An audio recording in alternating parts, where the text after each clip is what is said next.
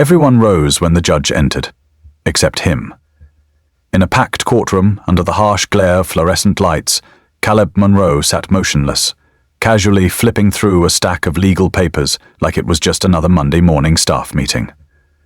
No one dared say a word, but the mood shifted, tight as a drum, cold as steel. Today, arrogance was about to meet accountability, and across the country, people were holding their breath, waiting to see. Would a media mogul escape justice yet again, or finally be buried by the very lies he built his empire on? But before we dive into this powerful story, I want to hear from you. Where are you watching from? Drop your city and the time you're tuning in down in the comments below, and if this story speaks to you, don't forget to subscribe to the channel so you'll never miss what's coming next. The courtroom was packed like a theater waiting for a show to begin, but no one was smiling. The air was heavy, thick with tension, like a storm was about to break loose.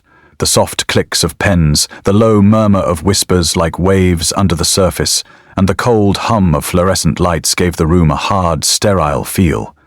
Every eye was locked on the defendant's table, waiting for the man who once ruled the world of media to walk in. And then he did.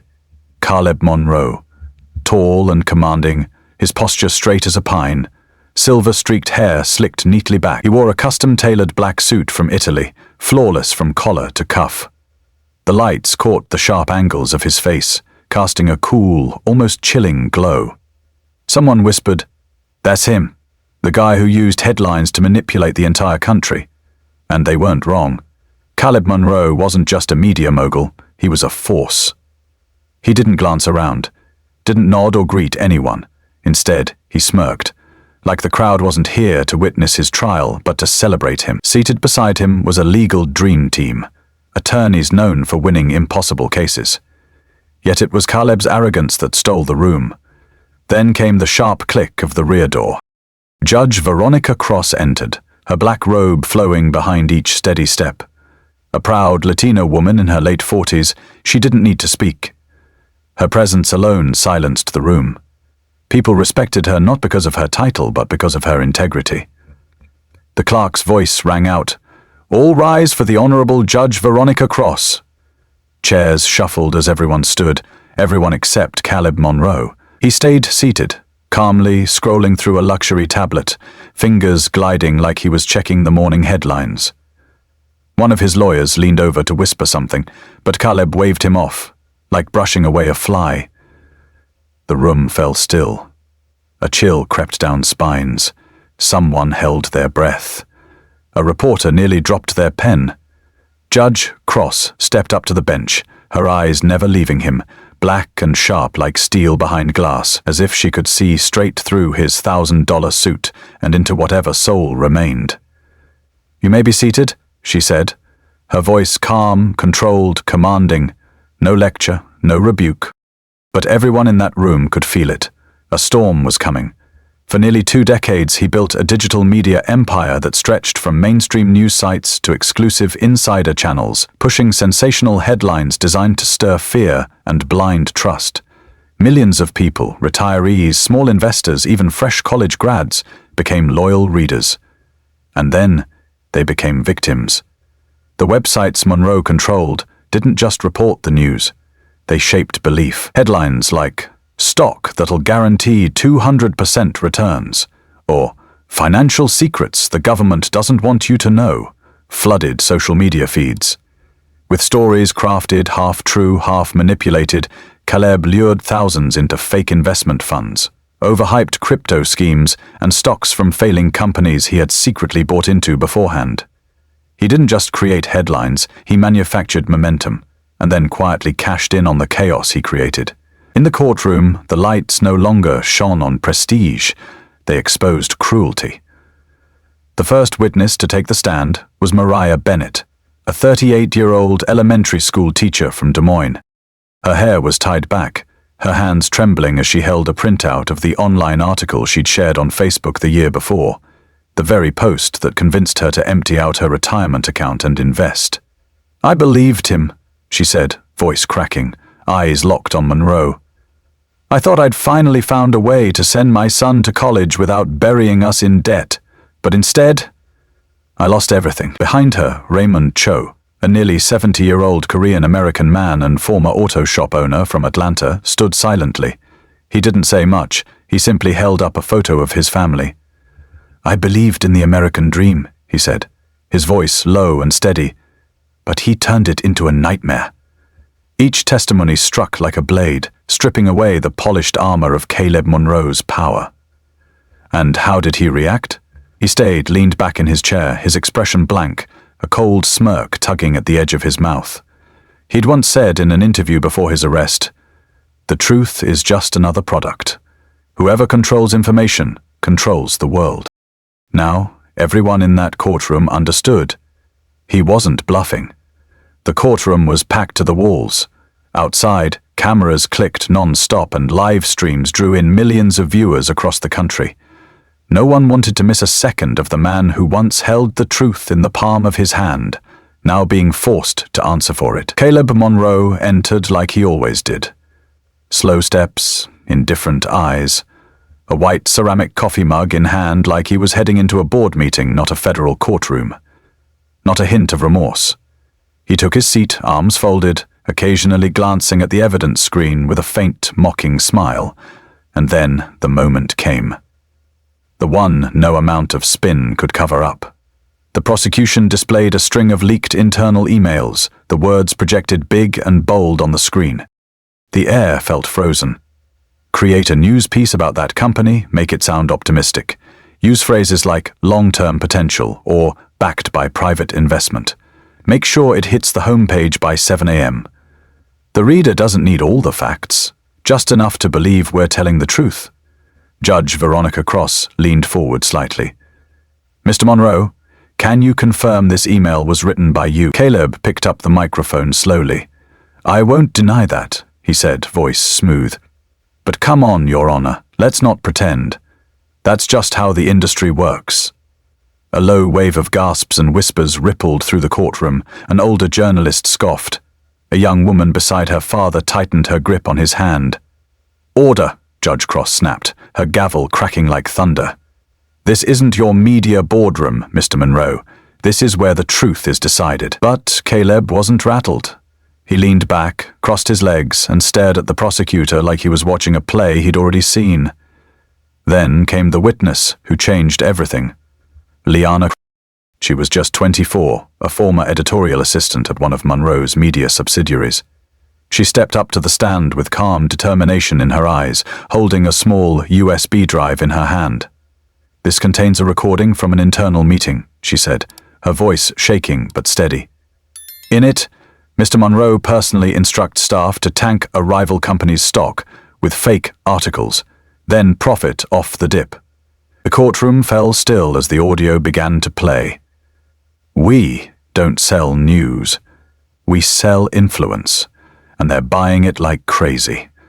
You could hear a pin drop. This was the second turning point. An insider witness, a damning recording, and a truth too loud to deny. For a brief moment, Caleb froze. A flicker of something behind his eyes. But then, he smirked again. Like he still believed he had the upper hand, but everyone could see it now. The mask was cracking. They weren't celebrities. They didn't have high-powered attorneys or flashy media campaigns backing them.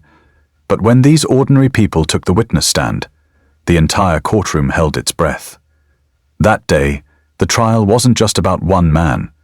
It had become a mirror, reflecting a nation's collective pain. Angela Boudreau, an ICU nurse from New Orleans, was the first to speak. Her scrubs were faded, her hands calloused from years on the front lines. Her voice, soft with a southern lilt, trembled as she spoke, full of restraint but raw with truth. She recounted how she'd fallen for one of Monroe's so-called financial recovery campaigns, targeted at frontline workers after the pandemic. "I believed them. They called us heroes, and I thought, maybe this was the reward for all those long nights while my husband was out of work because of COVID," she said, her voice cracking at the end. "But then I lost everything. I lost hope." As she wiped her tears, a few people in the gallery bowed their heads. A middle-aged man reached over to hand her a tissue. Caleb Monroe? He didn't flinch. He didn't even look. His eyes were fixed on his fingernails, as if her story couldn't pierce the layers of his designer suit. Next came Emmett Jones, a retired steel worker from Pittsburgh. He'd invested his final retirement savings into a national infrastructure fund Monroe's platforms had aggressively promoted. "I used to believe in the media," he said, voice steady but heavy. "I used to think that if anyone would speak the truth, it was the press. But now, I just want to ask you one thing, Mr. Monroe." He turned, locking eyes with the defendant. "No fear, just fire. When you made up those stories, when you destroyed our futures, did you ever think about anyone but yourself?" Caleb didn't smile. He didn't speak. He froze. And for the first time, the courtroom went so quiet, you could hear the second hand ticking on the wall clock. Right then, a courtroom photographer caught a shot of Caleb's face.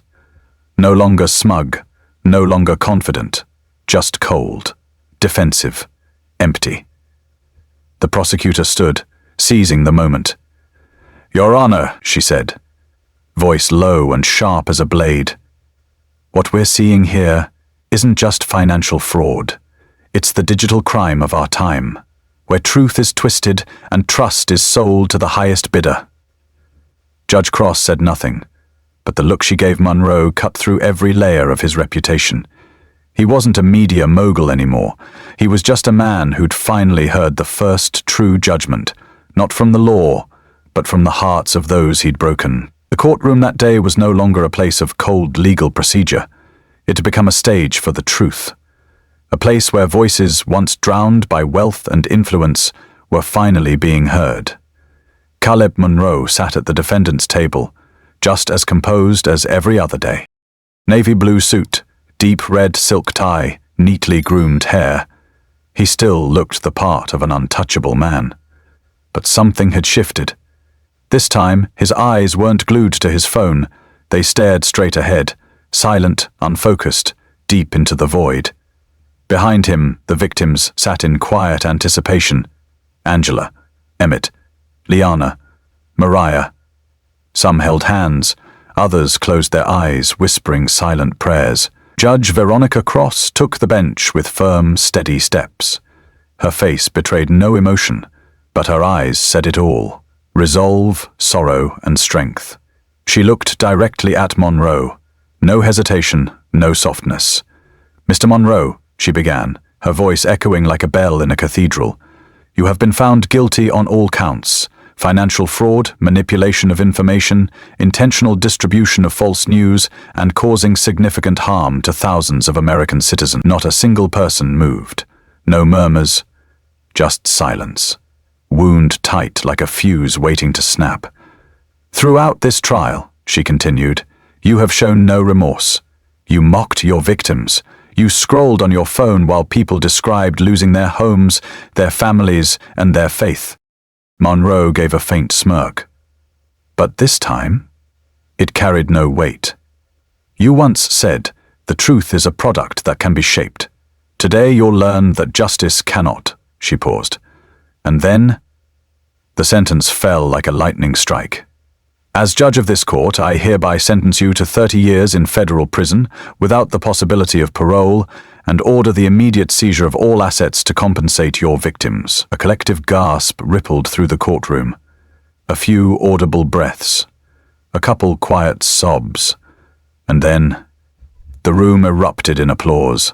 Something that almost never happened in court, but this time it felt right. Caleb sprang to his feet. "You can't do this," he shouted, his voice booming but ragged with fury. "I'm Caleb Monroe. I was a media advisor to 3 presidential campaigns. You'll regret this." "Sit down," Judge Cross snapped, her gavel striking 3 times. Hard and final. Court officers closed in. They cuffed him as he continued to yell, but now no one was listening. The words of a man who once commanded millions now floated into the air like smoke, weightless and forgotten.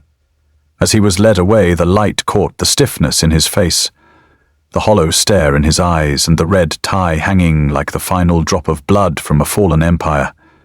Angela wept into her hands.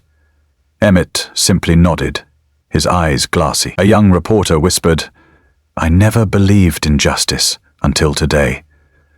Outside the courthouse, the crowd had been waiting. When word broke, the reaction was instant.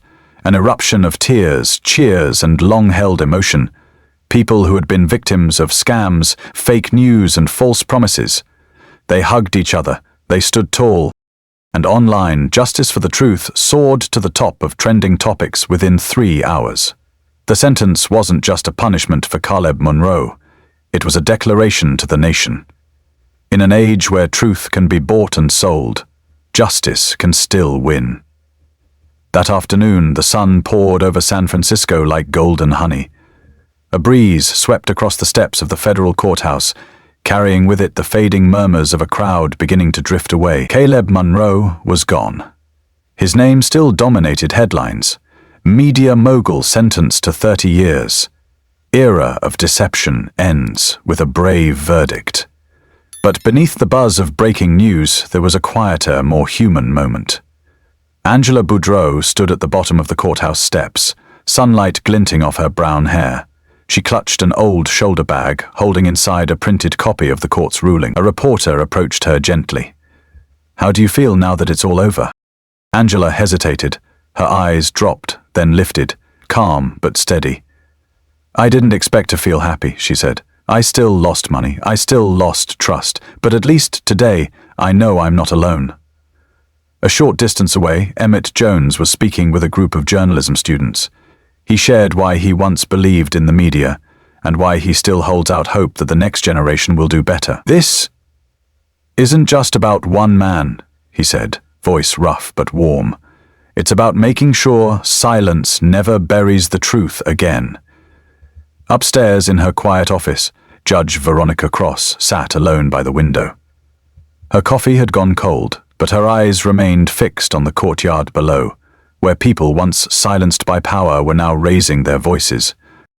She didn't feel triumph. She felt responsibility.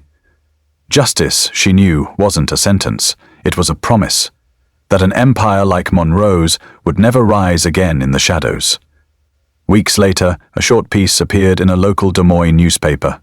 Headline, "Letter to Judge Cross." The author, Noah Bennett, 14-year-old son of Mariah, the schoolteacher who lost her retirement. "Thank you for standing up for my mum," the letter read. "You didn't just punish him. You gave us hope. Now I want to be a lawyer too, so one day I can help someone, just like you did."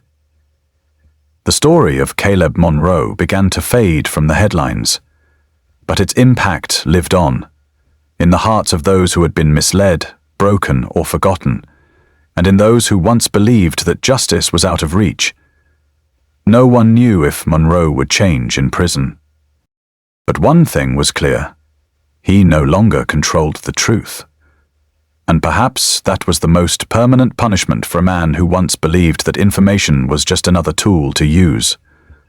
The story of Caleb Monroe, the media tycoon brought down by the very truth he once distorted, leaves behind powerful lessons for our modern world. In an age where information travels at lightning speed, the consequences of deception can last a lifetime. First and foremost, it reminds us that the power of the media doesn't just lie in its ability to create content. It lies in its responsibility to the truth. In the digital era, a misleading headline or a carefully crafted narrative can wipe out savings, reputations, and even public trust in justice itself. Media is no longer just a neutral messenger. It has become a tool that shapes perception, emotion, and collective behavior. Secondly, this story warns us about the danger of blind trust in carefully constructed public images. Caleb Monroe hid behind his reputation, his polished charisma, and his powerful voice, all while operating a machine built to exploit. It reflects a growing reality. The more information we consume, the more we need critical thinking, fact-checking, and skepticism from readers. And finally, the verdict against Monroe is a powerful reminder that truth can be delayed, but never buried forever. The people who brought him down weren't famous or powerful. They were teachers, retired workers, interns, but they stood up. Together, they proved that even the mightiest media empire can be dismantled by the strength of collective truth and justice. In today's world, fairness doesn't just happen. It's something we all have to protect, with our words, our choices, and our courage. If you believe this story needs to be heard, go ahead and like this video. And if you believe there are more stories like this that deserve to be told, subscribe to the channel. Because here, we don't just tell stories to entertain. We tell them to spark something, to move people, to open eyes, and to wake something up.